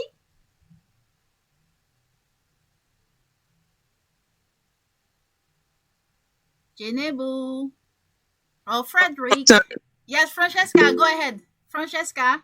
No. I said that I don't understand. You don't understand? What you say? Okay. Yes. Okay, let me explain again. You have a buffalo and you have a shepherd. The buffalo and the shepherd, they were curious. To be curious. When you are curious, you want to know something. You have a curiosity.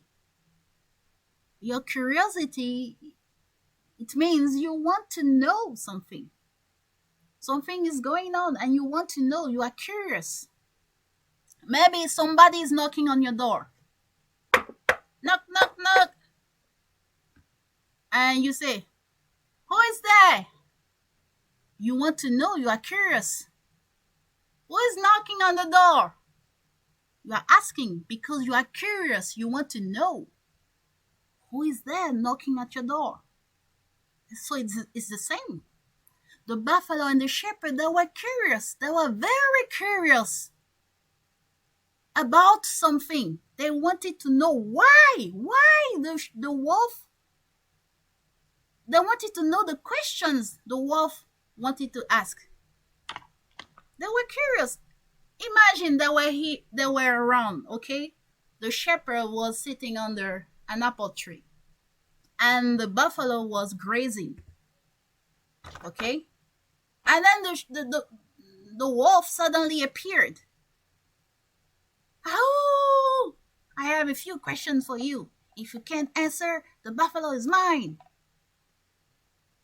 So the buffalo and the shepherd, they are curious. Oh, you have some questions? What questions? Ask. They are curious. They want to know.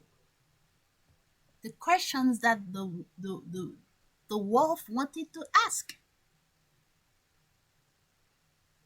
Yes.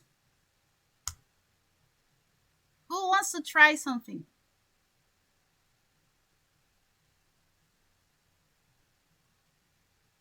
Let me give you another example. Today is Father's Day, right? Let's say, Marcia, you are a father. And your wife prepared a gift for you. Your wife and your children. They want to say Happy Father's Day. So your wife bought something, a gift. Okay? And they are ready to give you the gift. And your wife come along with your children and they say together, Happy Father's Day! And they give you the gift and you are so happy. You are curious. Now you are curious about the gift. What is inside? You want to know. Is it some shoes or is it a shirt? What is this gift? You are curious. You want to know. So this is another example of curiosity. Like the buffalo and the shepherd. They were curious. The wolf said, I have a few questions for you. Then the buffalo and the shepherd, they are curious. Oh, really? You want to ask questions? What questions? They want to know. They are curious about what the wolf want to ask. Yes.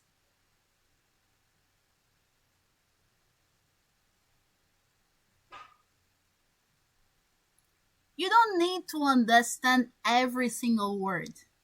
You just need to get the broad idea. Okay, generally, what does it mean? Okay, you just need the general idea, okay? Don't go into all the details. All you need at the beginning stage is to understand, generally. Okay. I know some of you are shy. You want somebody to try first and then you will you will say something. Yes, Frederick. Try something. Imitation and then interpretation. Go ahead. Okay. The shepherd and the buffalo were very curious about what the cunning wolf would ask. Mm-hmm. Okay. The shepherd and the buffalo were very curious about cunning wolf when asked. Mm-hmm. Okay, now in French. Le berger et le bison sont très curieux de ce que vous avez dit Kenny, c'est intelligent. Cet intelligent loup vient de leur demander. Would ask. He didn't ask yet. He said, I have a few questions for you. He didn't ask the question yet. He will ask the question later, but he said, I have some questions I want to ask you now. So now they were curious about those questions, those upcoming questions. You want to try again, Frederick?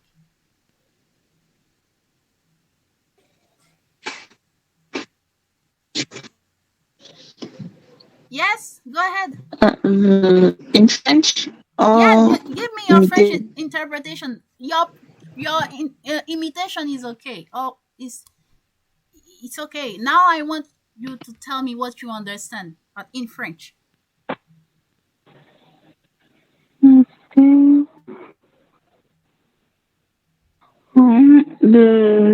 Le berger et le bison sont curieux de...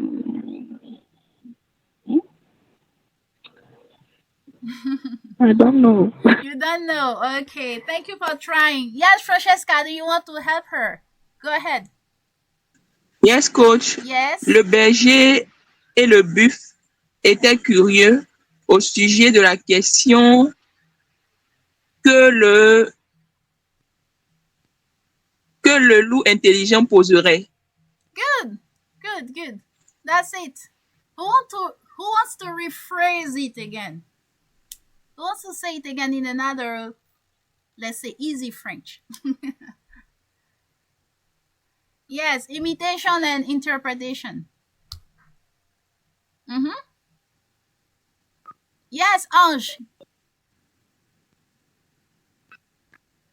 The shepherd and the buffalo were very curious about what the cunning wolf would ask. Le fermier et le buffle étaient curieux de savoir qu'est-ce que l'intelligent loup allait poser comme question. Good. That's great. Thank you, Ange. You see? It's easy.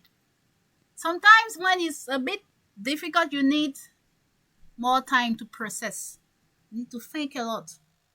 But it's okay. The most important is for you to understand. And for me to know if you understood or not is to say it in French. And that helps you along the way because it's good to know how to say things that are in English. It's good to know how to say them in French. It's good to know how to do French interpretation. So it's a good training for you. It will help you in the long run. So one last person, is it okay? So the shepherd and the buffalo were very curious.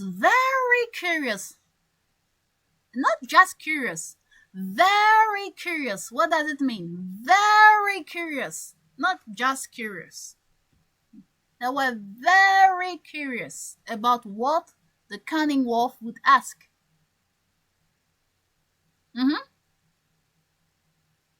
Very, when you hear, thank you, or thank you very much, or when you hear, very good, very good. You see, very, this word is to emphasize the thing. Good, very good. Very curious. They were very curious. Okay? You understand this part? I hope you do. Because if I say, for example, I say, I'm tired. I worked all day long. I am tired. But if I say, I am very tired. I am very tired. For example, let's say the wolf The wolf was hungry. Yes. The wolf was very hungry. Oh, I am hungry. I need to eat. Very. See the difference? He was hungry. He was very hungry. So very, when you want to emphasize, you add very. It's not just hungry. It's very, very hungry. Okay? So, that's it. So they were very curious about what the cunning wolf would ask. Oh, you want to ask something? What is it that you want to ask? Dear wolf. So let's listen to the questions. The shepherd and the buffalo were very curious about what the cunning wolf would ask. Why does a buffalo serve a human when he has such powerful horns, huh? Now, be ready for imitation. Why does a buffalo serve a human when he has such powerful horns, huh? Why does a buffalo serve a human when he has such powerful horns, huh? Why does a buffalo serve a human when he has such powerful horns, huh? Yes, Jenebu. Why the buffalo serve human when he's such powerful for your arms? Oh, almost there. Listen again and say it again, Jenebu. Pay close attention, please. Why does a buffalo serve a human when he has such powerful horns, huh? Yes, Jenebu. Why the buffalo serve human when he's such powerful your answer? Okay, good. You tried. Some few words missing, but you tried. Thank you, Jenebu. Yes, I see Ange.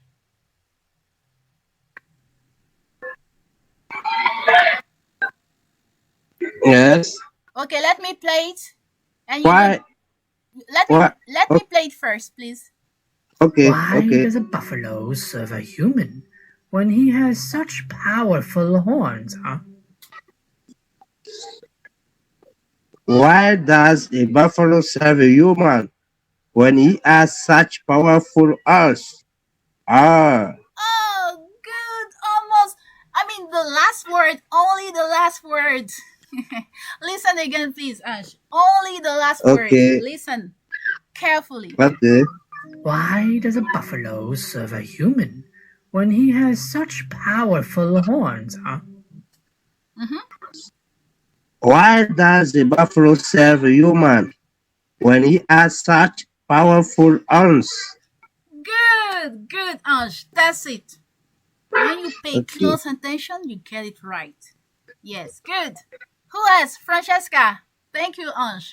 Francesca, your turn. Why does buffalo serve a human when he has such powerful horns? Good, Francesca, but only one sound missing in the beginning of your sentence. Listen again.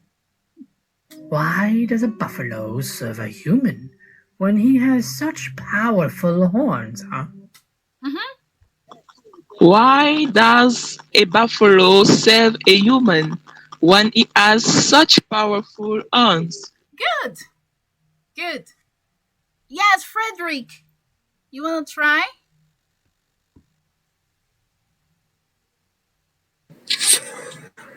Why is the buffalo serve a woman when it's such powerful? You can't repeat the Okay, audio. but please pay attention. Be very focused. Okay. Okay. Why does a buffalo serve a human when he has such powerful horns, huh?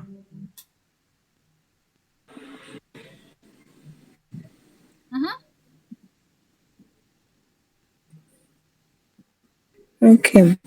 Why is the buffalo serve a woman when he's such powerful for a home?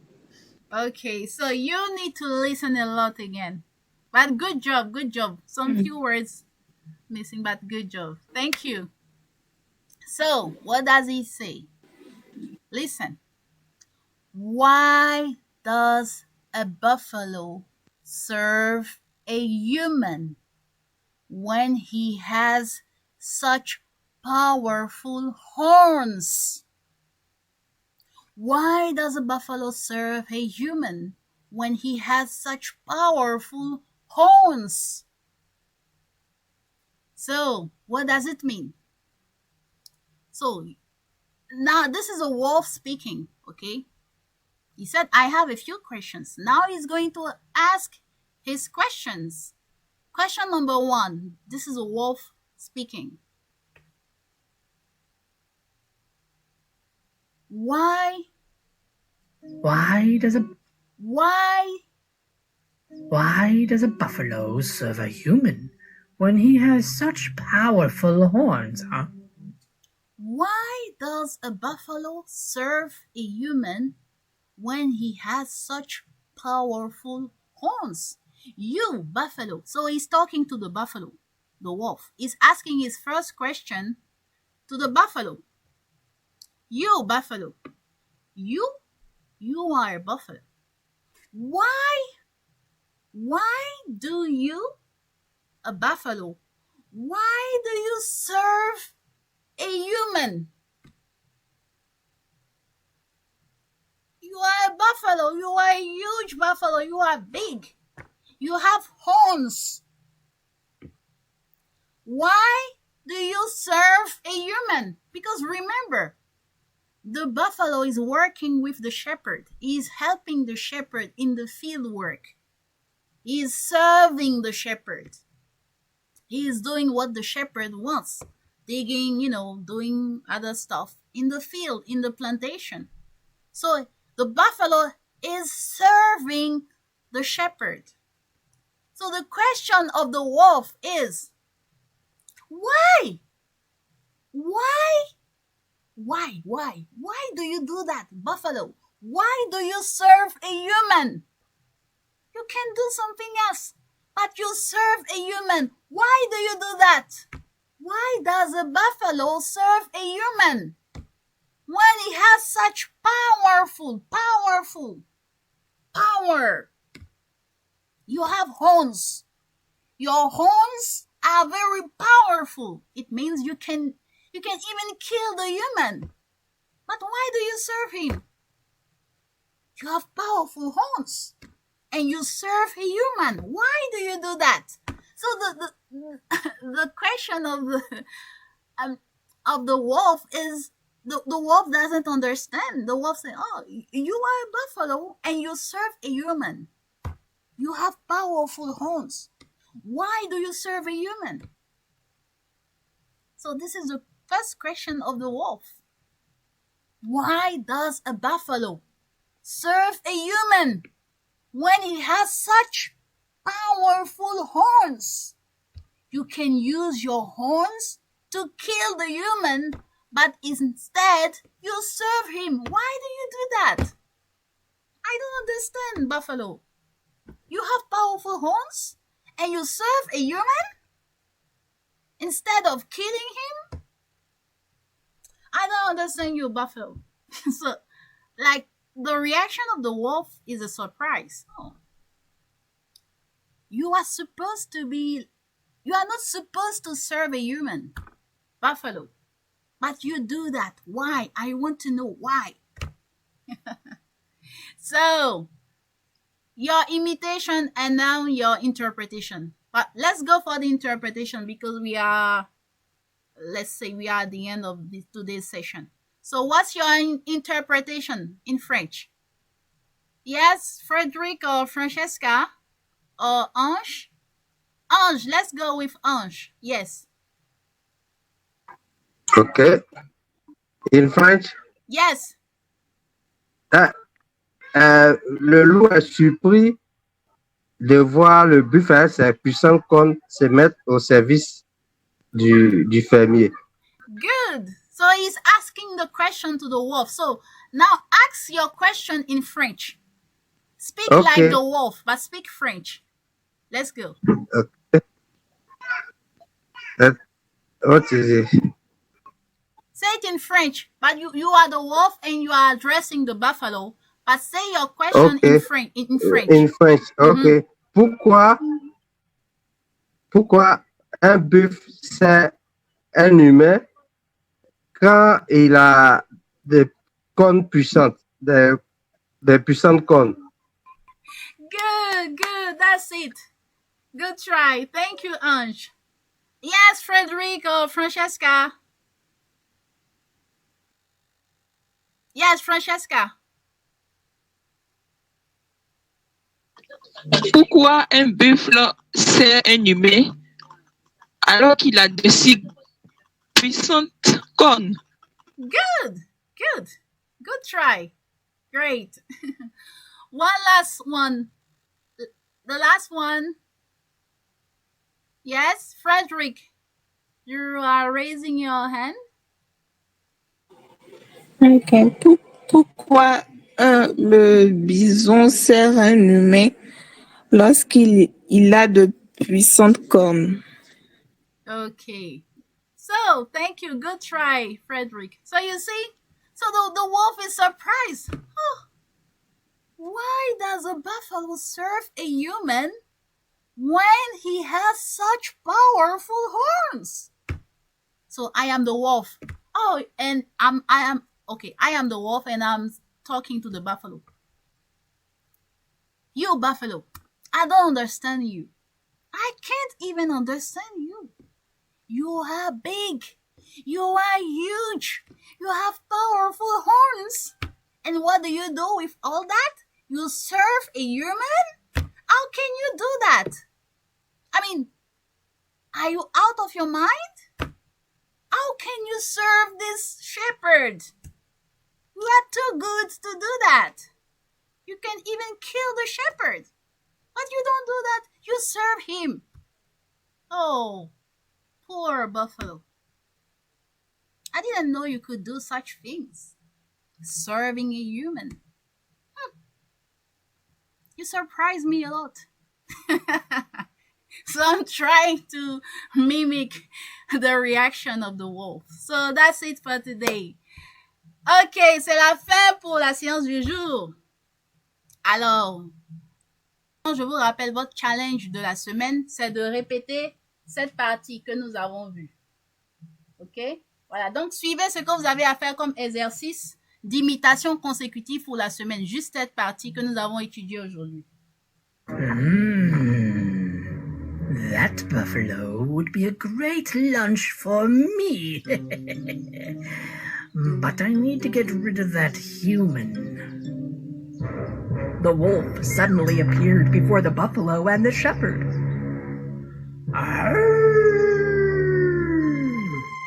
I have a few questions for you. If you can't answer, the buffalo is mine. The shepherd and the buffalo were very curious about what the cunning wolf would ask.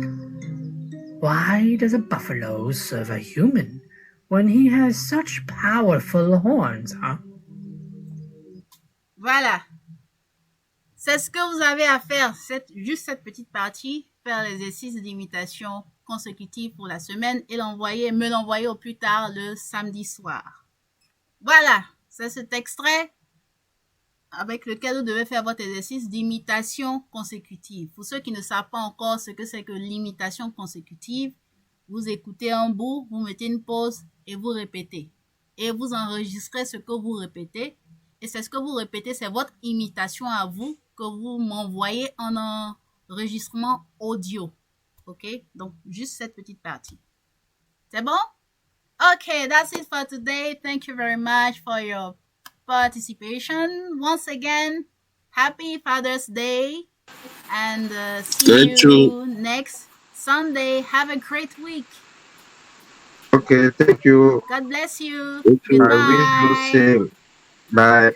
Thank you. Thank you. Bye-bye. Bye-bye. Thank you. Bye-bye. Thank you.